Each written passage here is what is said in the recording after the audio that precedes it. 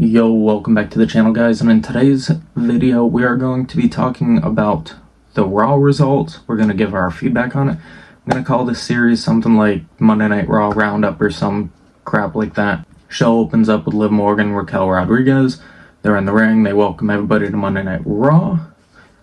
No problems with that as of right now. They go on about how Bianca and Jade are still in the building, Raw being pre-recorded from last week, and that they know that they are not alone, meaning that they have the big three, Bianca, Jade, Naomi, and Io Sky. They eventually come out after Liv Morgan had already said that they are also not alone. Out comes Candice LeRae, Nia Jax, and Tiffany Stratton, which we'll probably talk about it on another video or something like that. But I'm not the biggest fan of when there is a draft, SmackDown stars being on Raw and Raw stars being on SmackDown. I get it, WARGAMES, they're trying to do what they can for the hype. Anyways, out comes Nia, Tiffany, Candice LeRae. They're going on about how the numbers advantage, there's only 4 of them and 5 of them. Out comes Bianca, Jade, Naomi, and Io Sky. We're still at the point of 4v5 for WarGames. And then out comes a returning Rhea Ripley, which caught me off guard. I managed to avoid the spoilers on Twitter, Instagram, and so on at all costs, which was borderline impossible. It's the one thing that I hate about pre-recorded Monday Night Raws and SmackDowns, but I get it. Superstars gotta have their time off, and that's good because back in the day they didn't get to have that opportunity. As for Rhea Ripley returning, marching down to the ring, screaming WarGames and headbutting Liv Morgan, and then all hell breaks loose, I think they could have waited until the Rumble for Rhea Ripley to return. First of all, I didn't think she was cleared to compete with her orbital bone surgery, so on. Maybe that's just all part of the rivalry. It sounded like it was something that was actually going on. But I thought they could have waited off until the Rumble. Maybe you could have had another Damage Control member join in, or I know Bayley's in the women's US title picture right now, but you could have had Bayley join in, and then you have Damage Control reunion and so on, and playing into other storylines, previous storylines. Moving on, and I thought the segment was solid. If I wasn't leaning more towards Rhea returning at the Rumble, I'd rank this higher up on the scale, but I would say it was a solid segment. I can't really complain about it. Moving on to the first matchup of the night, moving away from the opening segment, we had Rey Mysterio and Zelina Vega, LWO, in a mixed tag team match against Chad Gable and Ivy Nile. And I mean, always love to see Zelina Vega, Rey Mysterio, Chad Gable, Ivy Nile on my screen. But there wasn't a whole lot to it. Rey Mysterio ends up pinning Chad Gable. It was a solid match, don't get me wrong. It was a solid match. Does it push further into the LWO and American Made rivalry? I didn't think it really moved forward with it. It felt more like the rivalry was over, in which I feel like Zelina's still got to get her revenge on Ivy Nile. And this Raw, it wasn't filled with matches. There was a total of 4 matches, that being one of them. Moving on to the next matchup, we had Braun Breaker defending his title against Sheamus, in which, as big of a Braun Breaker fan that I am, put all my dogs in the chat, ho, ho, ho, ho. I was rooting for Sheamus here. I want Sheamus to get that Grand Champion title. I want him to get the IC title. It doesn't have to be a lengthy reign, as much as I'd like it to be. But anyways, in this matchup, rooting for Sheamus. The outcome was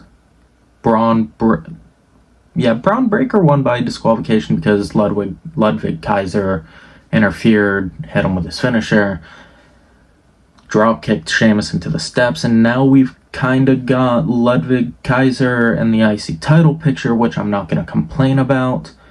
Maybe at Survivor Series we're going to get Breaker, Kaiser, Sheamus in a triple threat match for the IC title, and then maybe then we could see Sheamus win the IC title, or we can move forward with Braun Breaker just dominating the roster and making the IC title prestigious following Gunther's reign as Intercontinental Champion. Moving on into Monday Night Raw, we did get some vignettes, or you can call them hype packages, I guess, for Dakota Kai and Lyra Valkyria, which I love hype packages.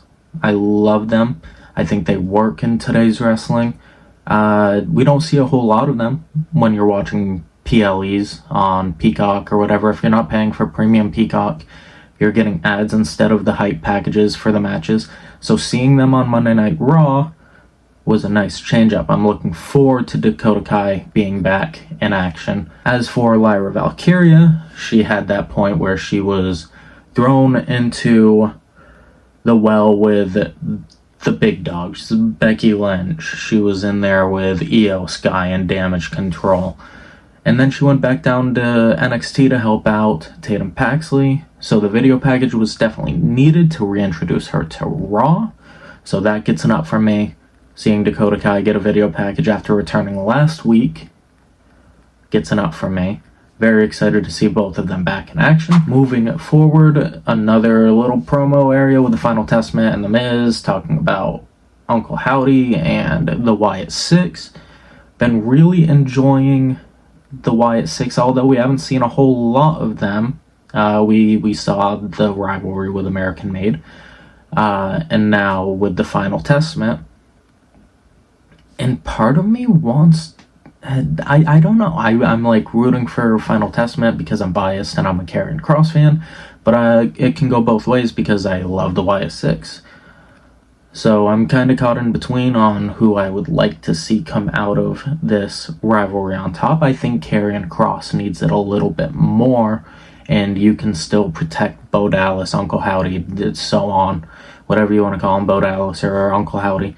You can protect the Wyatt Six with this demonic gimmick that they have. And I mean, I guess you can say the same thing for the Final Testament because they're not the same thing, but the same thing. You know what I mean? Moving on, I'm not going to lie to you. As much as a Dominic Mysterio fan that I am, used this match to take a piss. It was Dominic and Carlito taking on the Viking Raiders. It was a given the Viking Raiders were going to defeat them moving forward into the tag team title match for Survivor Series, I think it's going to be at. After the match, Finn Balor, JD McDonough jump the Viking Raiders.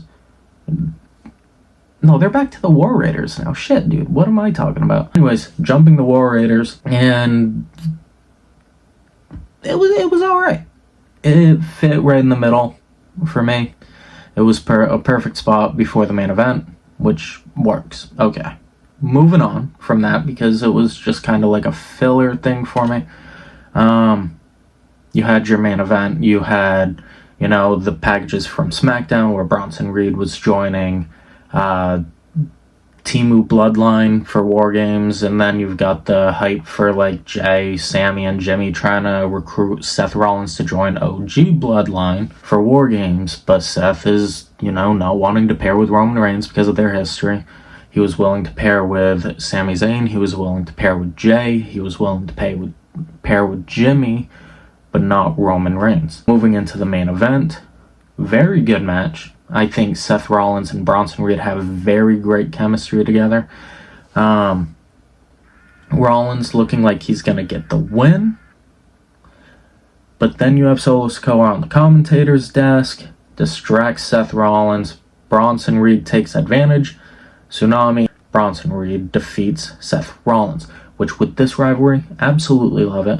I think I was one of those guys. Bronson Reed should have, in my mind, defeated Rollins in Saudi Arabia. Does Bronson Reed really need to win this rivalry? I think in order to push him into the world title scene, he needs it. But then again, Seth Rollins being the main eventer that he is, it can go either way. So, of course, Bloodline jumps Rollins. Out comes OG Bloodline and Sami Zayn, Jey Uso, and Jimmy, because Roman's not there. And, yeah, numbers advantage, Timu Bloodline. Jesus Christ, there's so many Bloodlines going on right now. They get a beatdown from Timu Bloodline. Solid match. Solid ending segment. Can't really complain about Raw this week. I would rate, if we're going out of 5 stars, a big old Dave Meltzer 5-star on the episode, I would give it like a 3.5, 4. Anyways, if you guys enjoyed today's video and you want to see more on the series, make sure to leave a like, share the video, subscribe to the channel. We are on the road to 5,000 subscribers. Ended up having to move apartments, got a new apartment. 5,000 was the goal for the end of the year. I'm not going to settle for less. If we fail, we fail. We get up, we build it, we build, we're stronger than ever. If you guys want to see a room tour, which I am currently working on right now, let's get this video to 100 likes. Again, subscribe to the channel, and I'll see you guys in the next one. Love you, bye.